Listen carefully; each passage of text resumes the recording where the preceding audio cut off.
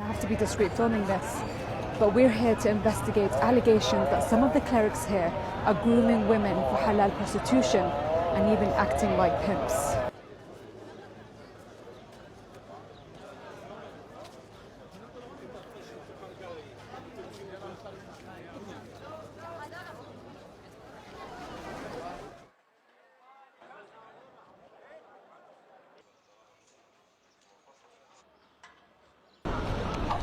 سيدنا اخبارك ان شاء الله بخير. على السلامه اغاتي.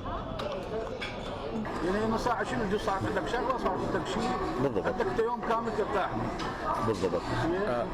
ما في حدا خاف تاخذ وجهها مداعبه. انا اقول لك مداعبه يعني تماصص وياها حركه جسمها بصدرها عادي. الله يسلمك. خدمتكم انا تفضل حياك الله. انه البنيه اذا عمرها صغير ماكو مشكله. ماكو مشكله.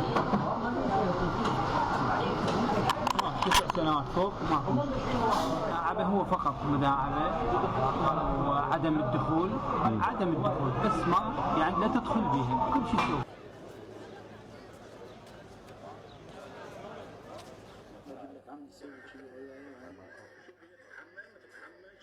هذا الكلام ما يقوله هذا الرجل جريمة يجب أن يعاقب عليها القانون.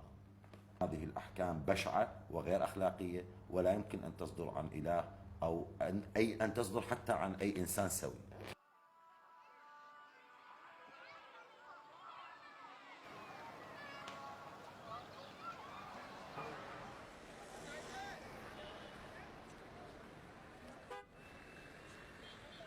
زين يعني ان شاء الله اذا شغله الشهر اسبوعين شهر ان شاء الله يدبر شيء على مود بدا منتجي يعني الله كريم منتجي حتى اذا هم راح اسافر اذا لقيت شيء بجوز اخذ صورتها ادز لك الصوره مالتها اتفق وياها على الجايه مالتك. انا ما انساك.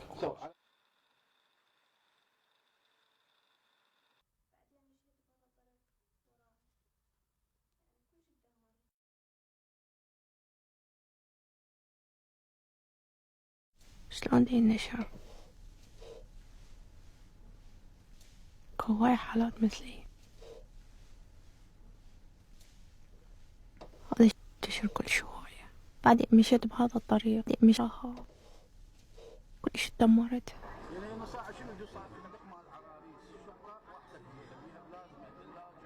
مرحبا، معي سيد رعد. أهلا، معك نوال المقحفي، أنا مراسلة في قناة الBBC العربية في لندن.